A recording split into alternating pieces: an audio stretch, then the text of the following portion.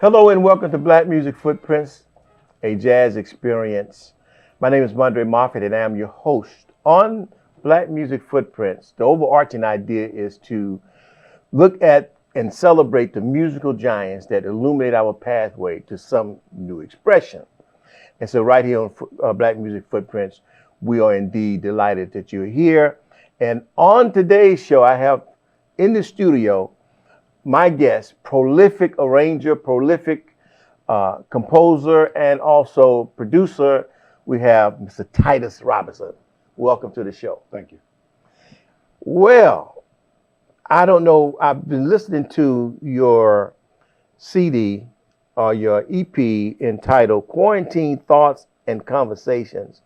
And so I'm just kind of curious what was in your head.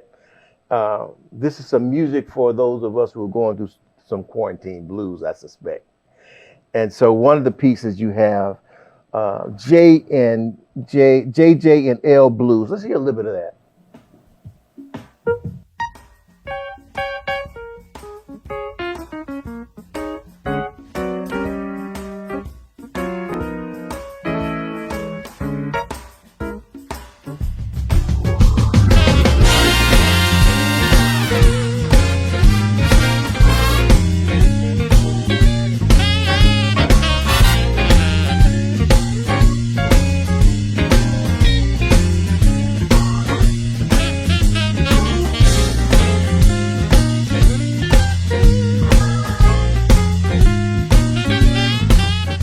Just a stipulate, but right from the jump, that's like jazz, gospel, shuffle, urban blues, all mixed in one to come up with your sound.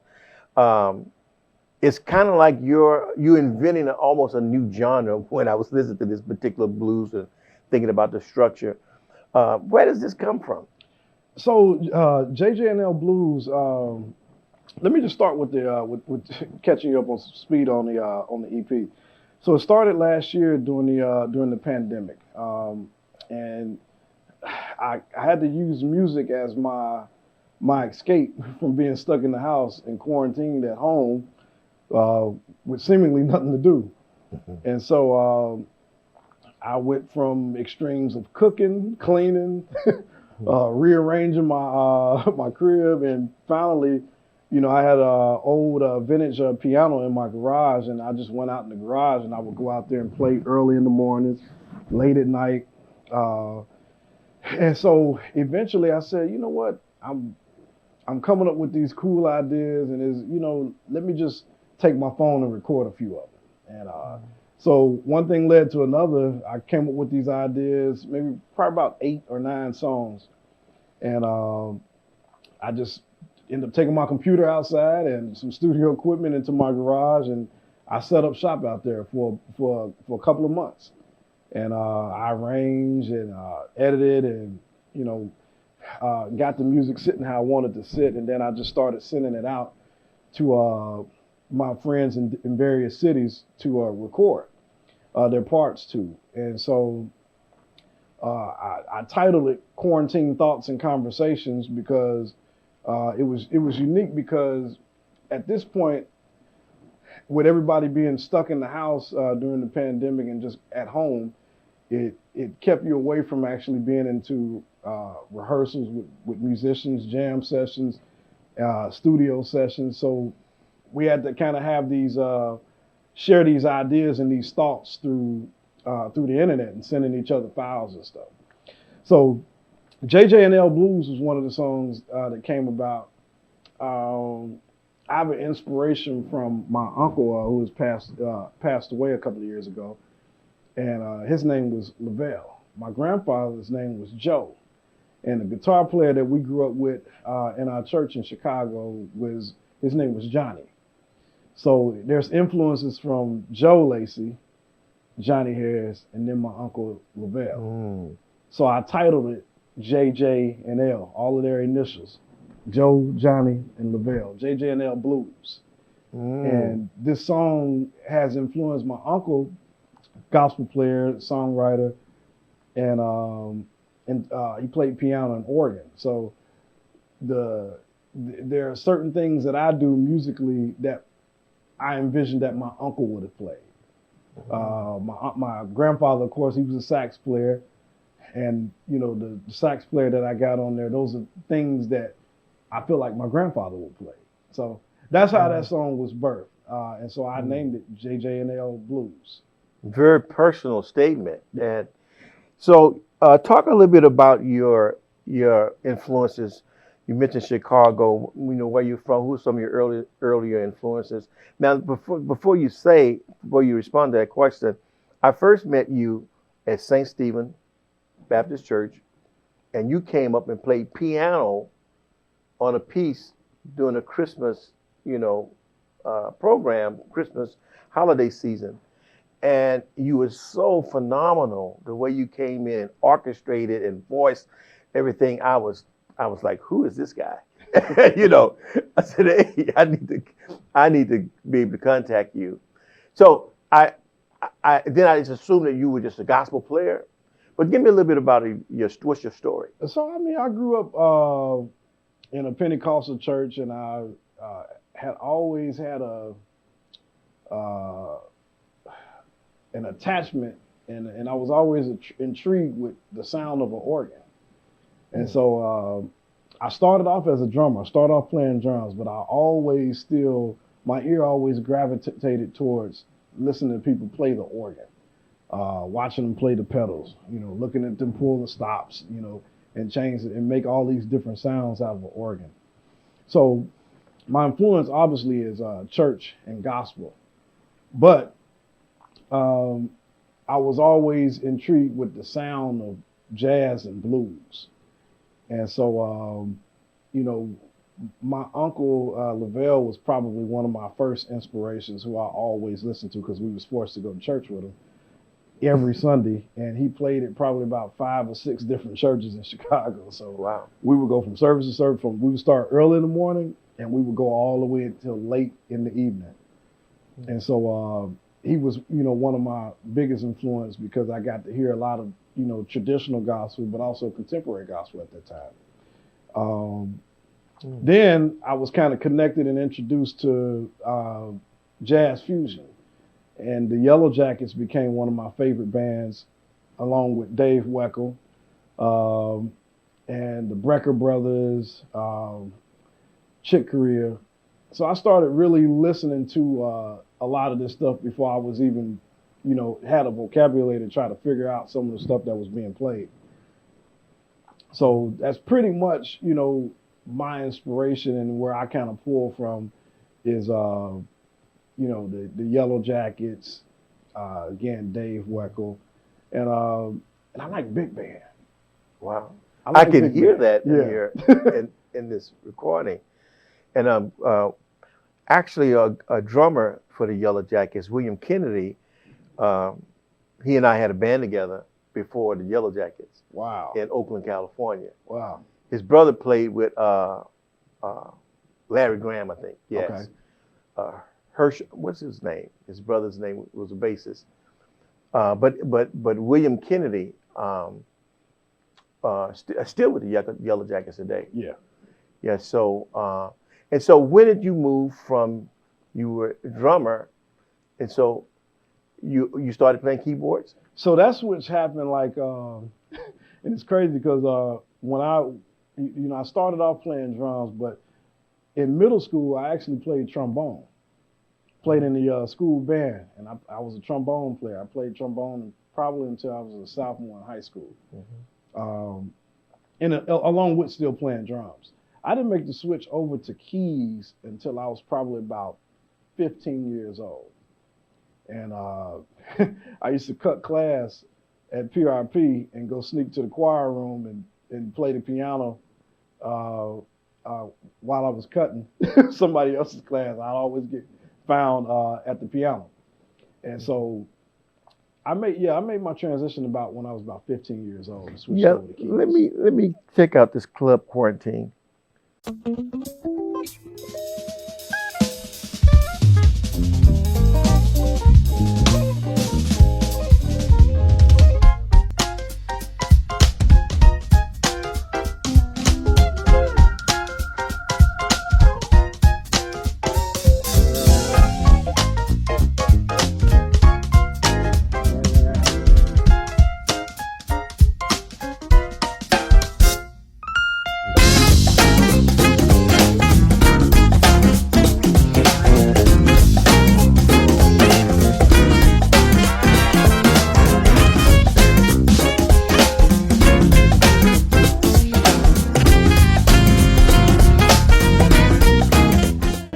Yeah. Yes. Yes. Yes. So I can hear all these different influences in your music, um, from this club quarantine, and then the J and L blues. Um, you have this in the morning, and that's a piece that I performed before.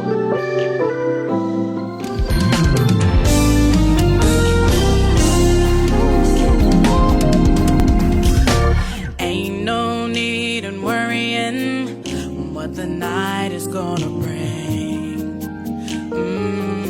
It'll be all over in the morning. Ain't no need to worry what the night is gonna bring. I like the way on this EP, as you develop in this record, the songs is always it's so related. It's to making a really a great album. The albums like Miles Davis's Kind of Blue, or Marvin Gaye's What's Going On, or Stevie Wonder's, In the Key of Life. But I'm really excited about, you adding and keep developing on this particular track. We're gonna take a short pause. When we come back, I want to talk to you about, how did you get to Louisville, and some of your musical associations when we return here on SSC Live TV. This is Black Music Footprints. My name is Mondre Moffett. We'll be right back. Troubles come, but they do pass. Heartache and hurts, but they don't last. Always. Sometimes we feel pain. There are things that we can't change. You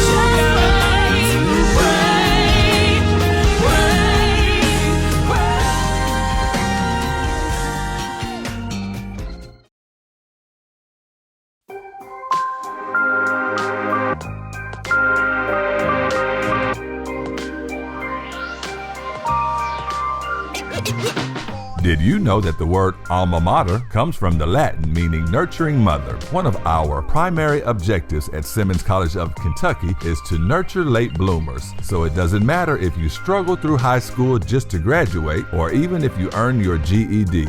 We don't look at a student's past, we look at their potential. Simmons College of Kentucky, creating the next generation of thinkers.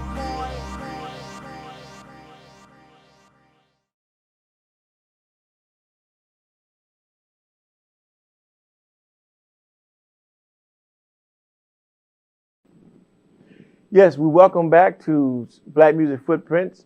We have Titus Robinson in the studio, and one of the things I'm really curious about is your transition to Louisville. And we know that we have a Louisville sound. That's been established. But your production and your knowledge about production, how did you acquire that? How did you get to Louisville? And who are some of your influences along those lines? Got it. So we moved here from Chicago when I was a kid. I was probably 11 years old. Mm-hmm. And so I spent most of my life here in Louisville. We went back every summer though and stayed the entire summer in Chicago. So it's like a portion of the year I'm in Chicago. The rest of the time I'm in Louisville. So I had influences, musical influences in Chicago. So the church organist that we had at our church was Mark Hall. Of course, I had my Uncle LaBelle. Then there was a guy, Daniel Hardy. And Daniel Hardy was a person that actually introduced me to jazz and jazz fusion. But we made that transition to, I learned how to actually play music in Louisville with the help of my inspirations in Chicago and influences in Chicago. So as it relates to production, during my time learning and trying to get an understanding for music, I'd say maybe around when I was 16, I got my first opportunity to actually produce and arrange for an album. And the church here was called Greater Salem. And between Greater Salem and Michael Young, those were my first two opportunities to kind of get my feet wet as an arranger and a producer. and a band director. So, um, uh, actually, I'd have to say, really, Michael Young was the very first. And then from there, it went to Greater Salem. But in those two roles, I started understanding what I needed to do as a band director, as an arranger, and as a producer. And I was really kind of teaching myself this whole production thing, understanding how to use keyboards, how to program them, understanding how to arrange things so that everybody in the band can actually participate and it be musically something that they were competent and capable of playing, and not something that was just completely over their head. So Yeah. I got a chance to get that experience learning how to arrange for all music levels. So that's pretty much where it started in terms of, production for me. And then from there on, as I got to go into different studios, you sit and you watch and you go through, the production process where you ask questions and you learn and you pick up, nuggets from everybody that you work with. And then, eventually I start getting my own equipment. And from there, the rest is history, So. Yeah, you stand on the shoulders of those great musicians during the great migration to Chicago, the New Orleans musicians, Mahalia Jackson, then Thomas Dorsey showed turns up there, and Bessie Smith and Ma Rainey and Louis Armstrong and King Oliver at Pilgrim Baptist Church. And Chicago, man, is rich. And you had that bombshell of gospel, blues, and jazz, Chicago-style jazz, emerging in the great city of Chicago, standing on the footsteps of giants. I guess you inherit a lot of that diversity and integrated that with a city like Louisville coming here. And you arrive at a place where you've created a voice of your own, and we can certainly hear it in this particular EP that's I'm looking forward to. You have to get this to my audience out, this particular CD. So I understand that you've worked and produced with a lot of names in the business that people might recognize, and I don't know how that came about. I know that maybe Donnie McKirkland and some of the others you've had some affiliation with over the years in the gospel realm. And so who are maybe some of the names that you've worked with where you feel that you have gained the most experience from? One of the very first two artists that I ever worked with outside of Louisville was Rodney Bryant and the Christian Community Mass Choir from Indianapolis, Indiana, and a lady who is no longer here, Lucretia Campbell. Those are two of my first opportunities of getting to actually work with a recording artist outside of the city. Then it was a lady named Mimi Red, and she was the lady who sang the lead vocal on the old school traditional gospel song "Order My Steps," and she was the lead singer on that record. Very popular. The original recording. The original recording. So I got a chance to work with her when I was probably about 16, and from there, when I was 18 years old, I got my first opportunity to go on my first tour, and I went to Spain for about 4 weeks with the Georgia Mass Choir. And the Georgia Mass Choir is the choir that did the movie The Preacher's Wife. And so they were featured there. And so got my first, touring overseas experience with the Georgia Mass Choir. From there, it went on to a guy named Troy Sneed, he actually passed away last year during COVID. But he gave me the opportunity with the Georgia Mass Choir. From there, I connected with one of the musicians who was a keyboard player with Donnie McClurkin. He was actually the organist, and he got me to sub for him a few times. And after that, I kind of became the permanent person in his place because he started doing other things and traveling with other people. Let's see. Then it went on to Hezekiah Walker, traveled and toured and played with him, played on his record, Every Praise. Okay. Kurt Carr Singers. Those, James Fortune and Fire, those were pretty much some of the regular gigs that I did on a regular basis. In addition, with CC Winans, I was a sub musician with CC for an extended period of time. Let's see who else. I've been fortunate and blessed to be a sub musician with Patti LaBelle, and this started back in 2016. So, and then also Brian McKnight. I can sit Wow. here. Wow. Some of these people I probably won't even remember, but So what happens is you start in one place and then apparently you do a great job and then you keep being referred and you keep moving. and you get connected. You know, you find out that as big as the circle is, the industry is, there's a circle of guys you get connected with, and from there, one assignment leads to the next one, to the next one, to the next one. So you go and do a good job, people, keep passing your name around. Yeah. And so what you do a lot of here, I understand, is in Louisville also, besides your great prolific playing on piano, keys, but you do a lot of production. A lot of production. So, how do you, strike that balance between performing and actual production, or is it the same? So for me, it's kind of one and the same.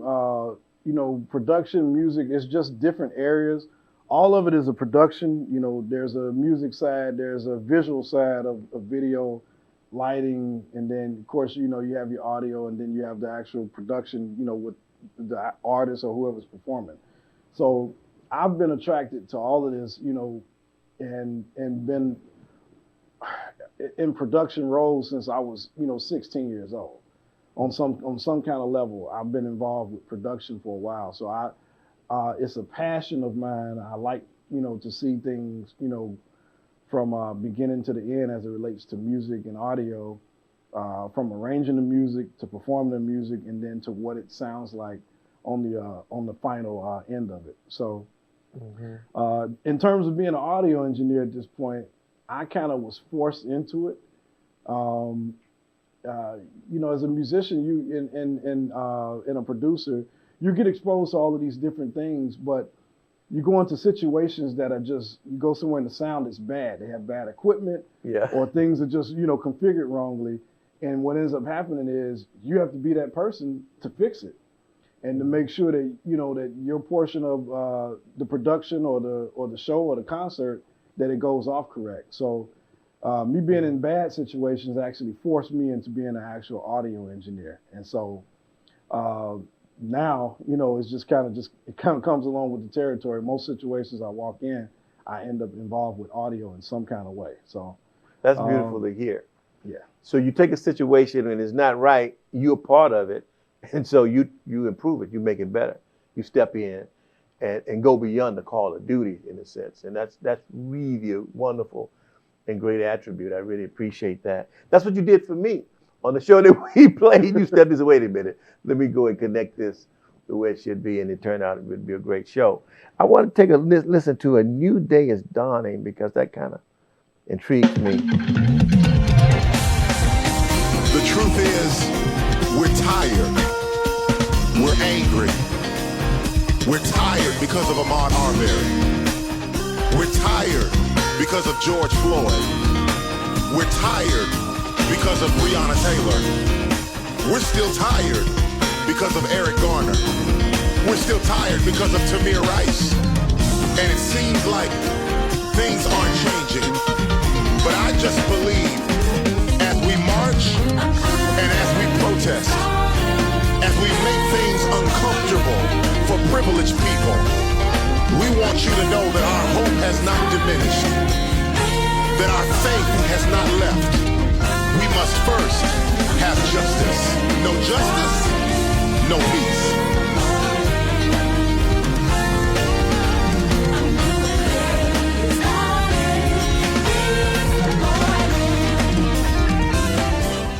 A very, very strong message there. And that really coincides with your cover, your artistic work here. That particular story and the what I see here from your EP. So we're almost out of time, and what I do is play the name game. I give a name and you just reflect upon it and give me 5 words or less. and what that name might mean to you. And I know that you've had many, many, many different experiences. Chick career. A pioneer, innovator, technical, educator, Here's another name. fluent. Great. 5 words or less if you can. Okay. And that's perfect. A pioneer, Chick career. Mahalia Jackson. Soul, struggle,